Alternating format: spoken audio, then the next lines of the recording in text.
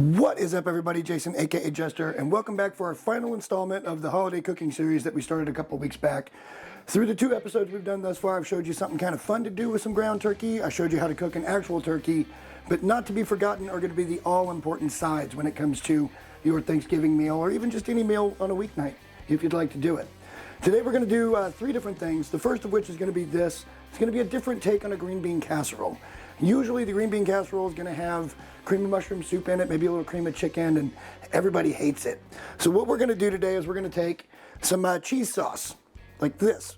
What we did is we basically created a knockoff Mornay. You start with a bechamel, and then you add some cheese to it. And usually that would be Gruyere, or it might even be Parmesan. We actually took a sharp cheddar and a baby Swiss, and all we're really going to do is just kind of layer that in with the green beans. I think this is going to give it a whole lot more flavor, and I think it's going to make it really, really good. What we're going to do with this after we get it all put in, something like so, we're going to bake this at 325 and just try to get it to where the cheese starts bubbling a little bit. And then I'll come back in a minute and show you how we're going to finish it off. Now that we've got everything baked and it's all reduced and all the cheese is cooked into the green beans, it's time to finish this thing off. And what we're going to do is we're going to take some nice crispy fried onions that we made right here. And of course you could buy the like French's or the other brands that have those fried onions. But if you want to know how to make these, I'll put a card in the top of the screen here for a video that I did to actually show how to make these all the way through. This is going to give this a really, really nice crunch. And I think it's going to be absolutely wonderful. Something a little bit different and non-traditional when it comes to the green bean casserole. Let's set that aside just a little bit. Bring in our plate. Let's get us a nice big scoop of this stuff. And it's okay if the cheese kind of spreads a little bit. I actually want a little more of that cheese sauce. Yeah. Look at how good that looks. For our second dish, I always like to do something that's a little bit more on the sweet side because it gives you a little bit of variety from just doing the savory stuff. And for that, we're going to be doing a Cool Whip Jello salad.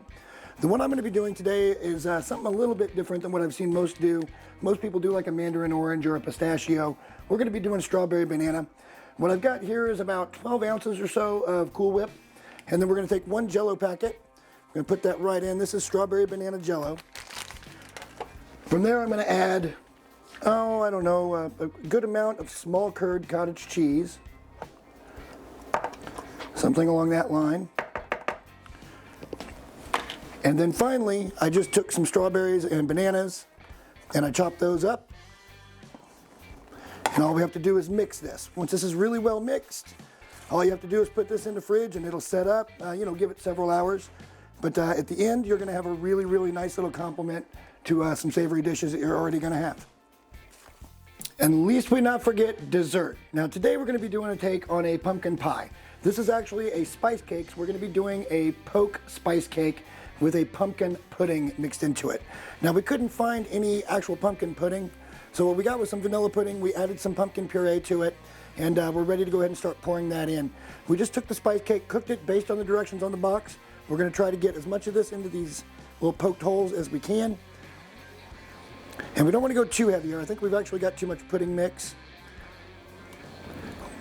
But it's supposed to be something about like so. And again, guys, I keep saying this, but I'm experimenting pretty much every time I do this stuff.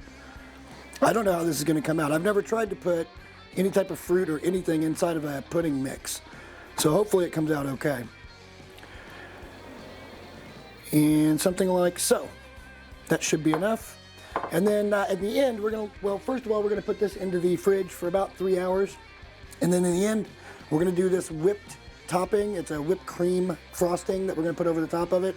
And then I do have some Cool Whip in reserve as well. And when all is said and done, you're gonna end up with a plate that looks something like this. Now, obviously, I didn't show you guys the chicken. This is just a little Italian marinated chicken because I just didn't want to have side dishes as a full meal. But the Jello salad set up really nice. The green bean casserole came out and it looked super appetizing, way more so than if it had that nasty cream of mushroom in it. And the thing that I really like the most is how this came out. That is our poke cake. And the pudding went right down in there. The icing kind of took a little bit of the pudding in with it, but it's got a really nice whipped cream flavor, and I'm super happy. Hopefully you guys like this kind of stuff. If you do, think about hitting that subscribe button and hit the bell and just let you know when I put out more videos. And also, guys, have a safe and happy Thanksgiving for those of you that celebrate it. And otherwise, happy eating to everybody, and we will see you in the next one. Bye.